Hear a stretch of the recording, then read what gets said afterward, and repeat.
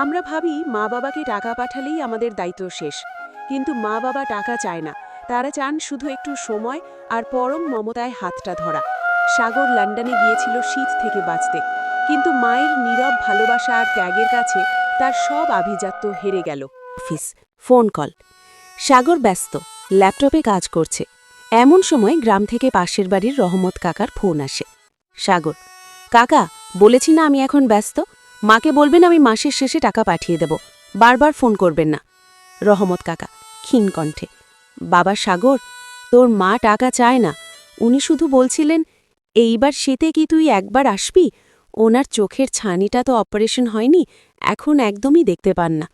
সাগর: কাকা, সামনে প্রজেক্ট আছে, আশা আর আমি এই শীতে লন্ডন যাচ্ছি, মাকে ভালোমন্দ কিছু কিনে খাইয়ে দিয়েন, রাখি। দৃশ্য ২। লন্ডনের হোটেল রুম, শীতের রাত। সাগর আর আশা লন্ডনে ছুটি কাটাচ্ছে। সাগর হঠাৎ ফেসবুকে স্ক্রল করতে করতে রহমত কাকার একটা পোস্ট দেখে স্তব্ধ হয়ে যায়। সাগর দ্রুত ফোন দেয়। কাকা, রহমত কাকা, কি হয়েছে, মা কোথায়? রহমত কাকা কান্না ভেজা কণ্ঠে: দেরি করে ফেললি রে বাপ, তোর মা কাল রাতে শেষ নিঃশ্বাস ত্যাগ করেছেন। মরার আগে শুধু একটা নীল খাম আমার হাতে দিয়ে গেছেন, বলেছিলেন সাগর যখন আসবে ওকে দিস। দৃশ্য ৩। গ্রামের বাড়ি। সাগর তার পুরনো উঠানে দাঁড়িয়ে, ঘরটা একদম খালি। সাগর রহমত কাকার থেকে সেই নীল খামটা নেয়। খামের ভেতর কোনো চিঠি নেই, আছে একজোড়া পুরনো সোনার কানের দুল আর একটা চিরকুট। চিরকুট, মায়ের গলার ভয়েস ওভার: খোকা, তুই ভেবেছিলি আমি অন্ধ বলে কিছু বুঝি না?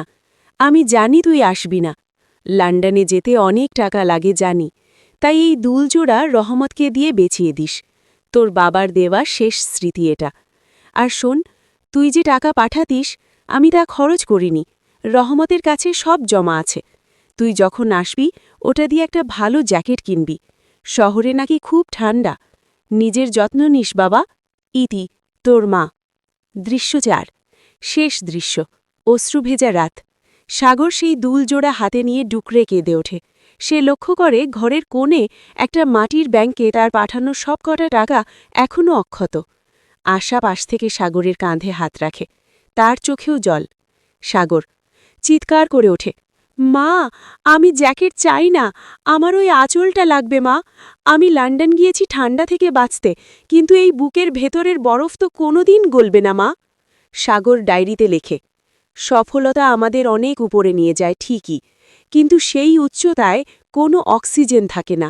বড় হতে গিয়ে আমি সবচেয়ে দামি অক্সিজেনটা হারিয়ে ফেললাম। সমাপ্ত। এর হাতের চিরকুট আর আমার জীবনের সবচেয়ে বড় পরাজয়। মার হাতের চিরকুট আর আমার জীবনের সবচেয়ে বড় পরাজয়। হার্ট এমোজি, রোজ এমোজি।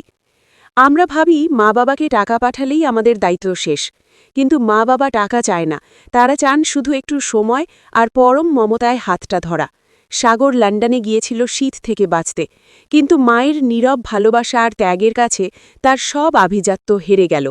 আজ সাগরের কাছে টাকা আছে, কিন্তু সেই মা নেই যার চোখে ছানি পড়ার পরেও সন্তানের ফেরার পথ চেয়ে বসে থাকতেন। আপনার মা বেঁচে থাকতে তাকে সময় দিন, মা চলে গেলে পৃথিবীর সব দামি উপহার দিলেও সেই অভাব পূরণ হবে না।